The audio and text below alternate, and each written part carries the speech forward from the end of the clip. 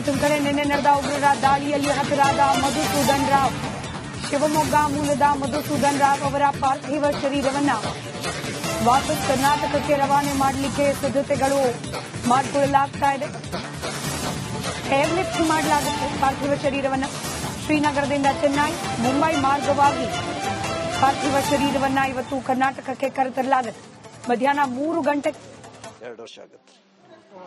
ನಾವು ನೋಡ್ತಾ ಇದ್ದು ಸಾಫ್ಟ್ವೇರ್ ಮನೆಯಲ್ಲೇ ಮಾಡ್ತಾ ಇದ್ದೆ. ಬೇರೆ ಫ್ಯಾಮಿಲಿ ಜೊತೆಗೆ ಹೋಗಿದ್ದಾರೆ ಅಂತ ಅವ್ರು ಯಾರು ಇಲ್ಲ, ನನಗೆ ಅಷ್ಟು ಗೊತ್ತಿಲ್ಲ ಸರ್. ಹೋಗೋರು ಯಾರಿಗೂ ಹೇಳಲ್ಲ, ಅವರು ಸಹ ಬುಕ್ ಮಾಡ್ಕೊಂಡು ಹೊರಟು. ಇಲ್ಲ ಸರ್, ನಾನು ಮಾತಾಡ್ಸಿಲ್ಲ. ನಮ್ಮ ಸೊಸೆಗೆ ಗೊತ್ತು, ಮಾತಾಡಿರ್ತಾರೆ ಅಷ್ಟೇ. ನಾವು ನೋಡಿದ್ದೀವಿ, ನಡೆಯೋರು ಇಲ್ಲೇನೆ, ವಾಕಿಂಗ್ ಹೋಗೋರು ಬರೋರು ಅಷ್ಟೇ ಗೊತ್ತು. ಶಿವರಾಮ್ ಅಂತ, ನಮ್ಮ ಸ್ವಂತ ಊರು ನೆಲಮಂಗಲ. ಇಲ್ಲಿ ಮಗ ಸಾಫ್ಟ್ವೇರ್ ಕೆಲಸ ಮಾಡ್ತಾರೆ ಸರ್. ಮಗಳೇನೋ PUC ಅಂತೆ, ಮಗ ಇನ್ನು ಚಿಕ್ಕ ಮಕ್ಕಳು ಅಂತ ಹೇಳಿರು, ಸರಿಯಾಗಿ ಗೊತ್ತಿಲ್ಲ. ಅದು ನನಗೆ ಡೀಟೇಲ್ ಕೇಳ್ಕೊಳ್ಳಿ ಸರಿಯಾಗಿ. ಕರ್ನಾಟಕ ಮೂಲದ 3 ನಿನ್ನೆ ನಡೆದ ಉಗ್ರರ ದಾಳಿ ಸಂದರ್ಭದಲ್ಲಿ ಮೃತಪಟ್ಟಿದ್ದಾರೆ. 3 ಪಾರ್ಥಿವ ಶರೀರವನ್ನ ಕೂಡ ಏರ್ಲಿಫ್ಟ್ ಮಾಡಲಾಗುತ್ತೆ. ಸದ್ಯಕ್ಕೆ ಶಿವಮೊಗ್ಗ ಮೂಲದ ಮಂಜುನಾಥ್ ರಾವ್ ಅವರ ಪಾರ್ಥಿವ ಶರೀರ ಮಧ್ಯಾಹ್ನ 3 ಗಂಟೆ ಸುಮಾರಿಗೆ ಶ್ರೀನಗರದಿಂದ ಹೊರಡುವ ವಿಮಾನದಲ್ಲಿ ಕರ್ನಾಟಕಕ್ಕೆ ರವಾನೆ ಮಾಡಲಾಗುತ್ತೆ ಅನ್ನೋ ಮಾಹಿತಿ ಲಭ್ಯವಾಗ್ತಾ ಇದೆ. ಕುಟುಂಬ ಸಮೇತರಾಗಿ ಕಾಶ್ಮೀರದ ಪ್ರವಾಸಕ್ಕೆ ತೆರಳಿದ್ರು. ಮಗ ಭಗವಂತ ಕೊಡ್ಲಿ ಅಂತ ಹೇಳಿ ಪ್ರಾರ್ಥನೆ ಮಾಡ್ತೇನೆ. ನಮಗೆ ಆಶ್ಚರ್ಯ ಆಗ್ತಕ್ಕಂಥದ್ದು, ಬಹಳ ಪರಿಣಾಮಕಾರಿಯಾದಂಥ ಶಕ್ತಿಯುತವಾದಂಥ ಮಿಲಿಟರಿ ಇಂಟೆಲಿಜೆನ್ಸ್ ನಮ್ಮಲ್ಲಿ ಇದೆ ಅಂತ ಹೇಳಿ ನಾವೆಲ್ಲ ಭಾವಿಸ್ಕೊಂಡಿದ್ದೇವೆ. ಅನೇಕ ಸಂದರ್ಭದಲ್ಲಿ ಅವರು ಒಳ್ಳೆಯ ಕೆಲಸವನ್ನು ಕೂಡ ಮಾಡಿದ್ದಾರೆ. ಯಾಕೆ ಈ ಇಂಟೆಲಿಜೆನ್ಸ್ ಫೇಲ್ಯೂರ್ ಆಯಿತು? ಆ ಟೆರರಿಸ್ಟ್ಗಳು ಹೇಗೆ ಬಂದ್ರು, ಎಲ್ಲಿಂದ ಬಂದ್ರು, ಇದು ಇವತ್ತು ಅತಿ ದೊಡ್ಡ ಪ್ರಶ್ನೆ ಆಗಿರ್ತಕ್ಕಂಥದ್ದು. ಕೇಂದ್ರ ಸರ್ಕಾರ ಇದನ್ನ ಬಹಳ ಗಂಭೀರವಾಗಿ ಪರಿಗಣಿಸಬೇಕು. ಪುಲ್ವಾಮಾ ಅಟ್ಯಾಕ್ ಆದಮೇಲೆ ಇಲ್ಲಿವರೆಗೆ ಇಂತಹ ದೊಡ್ಡ ಘಟನೆ ಯಾವುದು ನಡೆದಿರಲಿಲ್ಲ. ಅಲ್ಲೊಂದಿಲ್ಲೊಂದು ಸಣ್ಣ ಪುಟ್ಟ ಘಟನೆಗಳು ನಡೀತಾ ಇದ್ದದ್ದು ಮತ್ತು ಒಬ್ಬರು ನಮ್ಮ ಸೈನಿಕರು ತೀರ್ಕೊಳ್ತಾ ಇದ್ರು. ಆದರೆ ಇಂಥ ದೊಡ್ಡ ಘಟನೆ ಇಲ್ಲಿವರೆಗೂ ನಡೆದಿರಲಿಲ್ಲ. ಅದರಲ್ಲಿ ವಿಶೇಷವಾಗಿ ಹಿಂದೂಗಳನ್ನ ಗುರಿ ಮಾಡಿ, ನೀನು ಹಿಂದೂ ಅದಕ್ಕಾಗಿ ನಿಮ್ಮನ್ನ ಕೊಲ್ತೇವೆ ಅಂತ ಹೇಳಿ ಏನು ಅವರು ಹೇಳ್ಕೊಂಡಿದ್ದಾರೆ ಅಂತ ಹೇಳಿ ನಮಗೆ ಮಾಹಿತಿಗಳು ಬರ್ತಾ ಇದೆ. ಇದು ನಿಜಕ್ಕೂ ಕೂಡ ಬಹಳ ಆತಂಕಕಾರಿಯಾದಂಥ ವಿಚಾರ. ಜೊತೆಗೆ ಇದು ಹೊಸದು ಅಲ್ಲ ಅಂತ ಅನ್ಸುತ್ತೆ ನನಗೆ. ಯಾಕೆಂದ್ರೆ ಅವರು ಅಟ್ಯಾಕ್ ಮಾಡುವಾಗೆಲ್ಲ ಅನೇಕ ಸಂದರ್ಭದಲ್ಲಿ ಆ ಮಾತುಗಳನ್ನು ಹಾಡ್ಕೊಂಡೇ ಮಾಡಿದ್ದಾರೆ. ಹಾಗಾಗಿ ಇವತ್ತು ಕೇಂದ್ರ ಸರ್ಕಾರ ಇದನ್ನ ಬಹಳ ಗಂಭೀರವಾಗಿ ಪರಿಗಣಿಸಬೇಕು ಮತ್ತು ಅದಕ್ಕೇನು ಸೂಕ್ತವಾದಂತ ಕ್ರಮ ತಗೋಬೇಕು ಅದನ್ನ ಮುಲಾಜಿಲ್ಲದೆ ತಗೋಬೇಕು.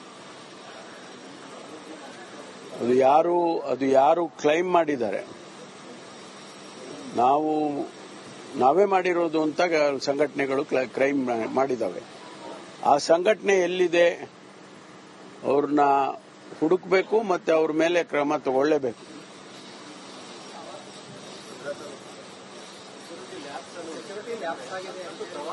ನಾನು ಹೇಳಿದೆ ಅಲ್ಲ, ಇಂಟೆಲಿಜೆನ್ಸ್ ಲ್ಯಾಬ್ಸ್ ಆದ್ಮೇಲೆ ಸೆಕ್ಯೂರಿಟಿ ಲ್ಯಾಬ್ಸ್ ಆಗ್ಲೇಬೇಕಲ್ಲ.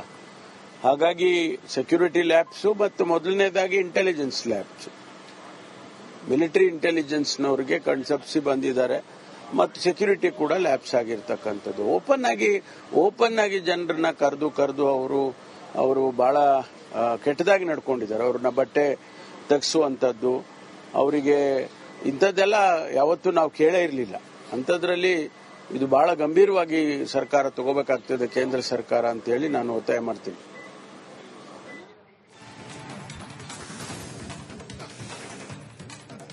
ಬಹಳ ಸ್ಮಾರ್ಟ್ ಆಗಿ ಕೇಂದ್ರ ಸರ್ಕಾರ ಹಾಗೆ ಇಂಟೆಲಿಜೆನ್ಸ್ ಫೇಲ್ಯೂರ್ ಅಂತ ಹೇಳಿ ಕೇಂದ್ರ ಸರ್ಕಾರದ ವಿರುದ್ಧವಾಗಿ ಇಡೀ ಪ್ರಕರಣದ ಆರೋಪವನ್ನ ಹೊರಸುವ ಪ್ರಯತ್ನವನ್ನ ಪರಮೇಶ್ವರ್ ಅವರು ಮಾಡ್ತಾ ಇದ್ದಾರೆ. ಇಂತಹ ಸಂದರ್ಭದಲ್ಲೂ ಬೇಕಾ ಕೇಂದ್ರ ಸರ್ಕಾರ, ರಾಜ್ಯ ಸರ್ಕಾರ, ಬಿಜೆಪಿ, ಕಾಂಗ್ರೆಸ್?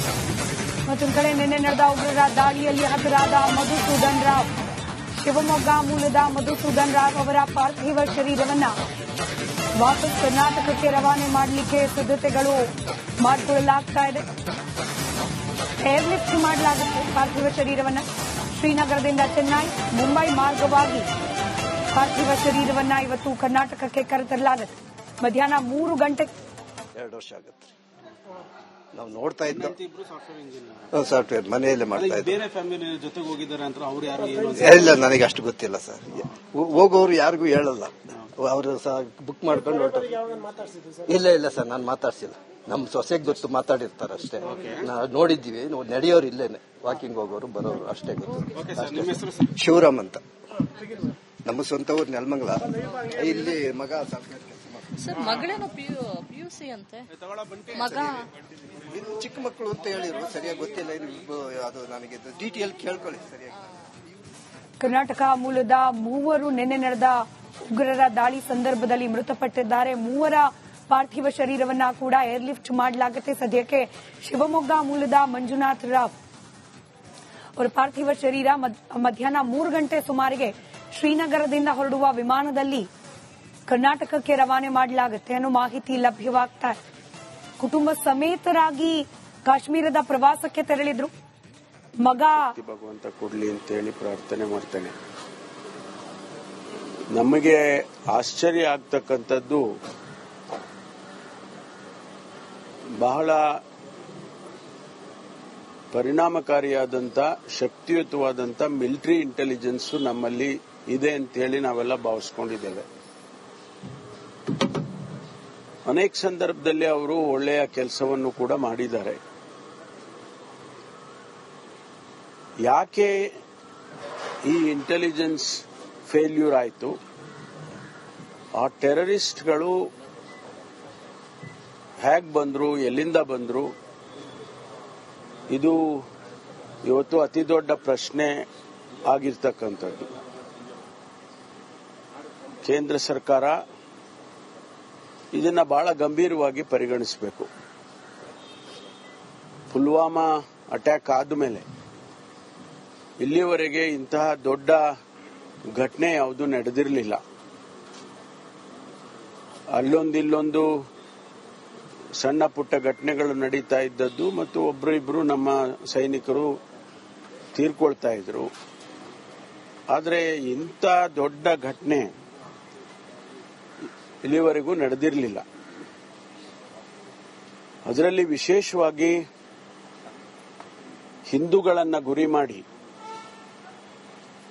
ನೀನು ಹಿಂದೂ ಅದಕ್ಕಾಗಿ ನಿಮ್ಮನ್ನ ಕೊಲ್ತೇವೆ ಅಂತ ಹೇಳಿ ಏನು ಅವರು ಹೇಳ್ಕೊಂಡಿದ್ದಾರೆ ಅಂತ ಹೇಳಿ ನಮಗೆ ಮಾಹಿತಿಗಳು ಬರ್ತಾ ಇದೆ. ಇದು ನಿಜಕ್ಕೂ ಕೂಡ ಬಹಳ ಆತಂಕಕಾರಿಯಾದಂಥ ವಿಚಾರ. ಜೊತೆಗೆ ಇದು ಹೊಸದು ಅಲ್ಲ ಅಂತ ಅನ್ಸುತ್ತೆ ನನಗೆ.